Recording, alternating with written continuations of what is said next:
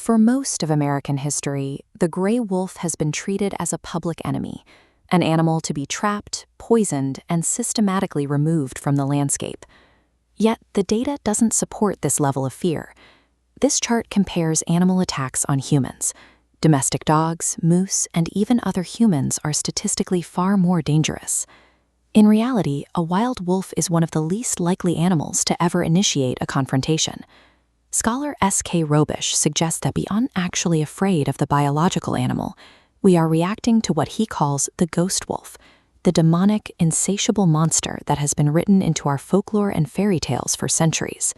When the statistical threat of an animal is near zero, but the cultural hatred of it is absolute, the war we're fighting begins to look less like a matter of public safety and more like a battle against a psychological projection.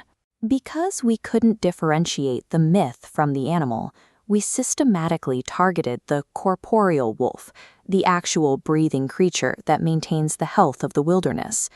Settlers and government-funded trappers wiped out nearly every wolf in the lower 48 states, believing that a world without predators would be a hunter's paradise.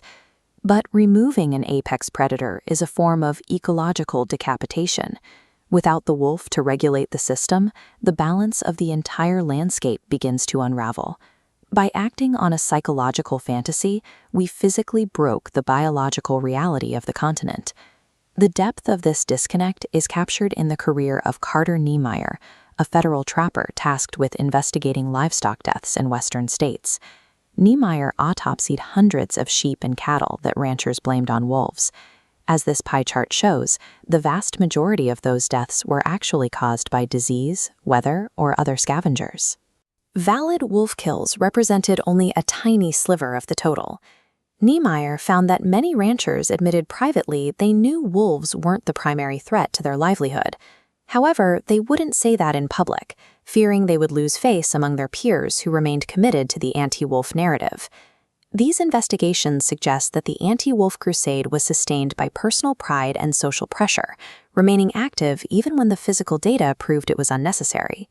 While our folklore depicted them as bloodthirsty loners, 43 years of research by biologist Gordon Haber showed that wolves actually live in deeply bonded, cooperative family units.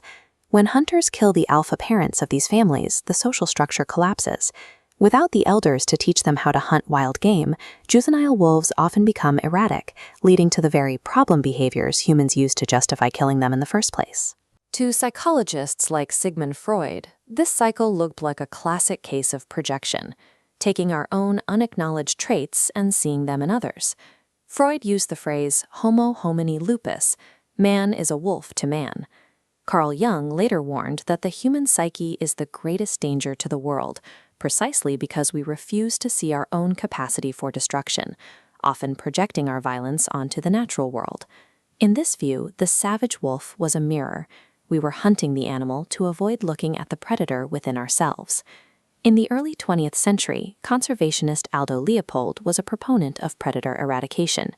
He believed that fewer wolves meant more deer, and more deer meant a hunter's paradise. Everything changed the day he watched a fierce green fire dying in the eyes of a wolf he had just shot.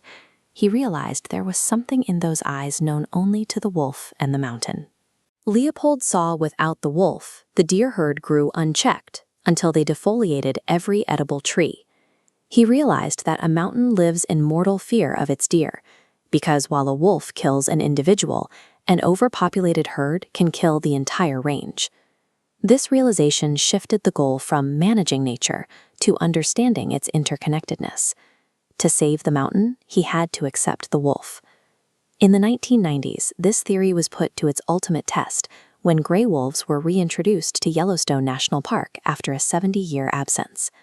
This return triggered a trophic cascade, a movement of energy through the food web that transformed the entire ecosystem from the top down. Scientists observed the ecology of fear. Because wolves were back, elk could no longer linger in one spot and graze vegetation to the dirt. They had to stay alert and keep moving. This simple change in elk behavior allowed trees like the aspen to regrow for the first time in decades. New forests brought back songbirds. New berries flourished on bushes, feeding the grizzly bears.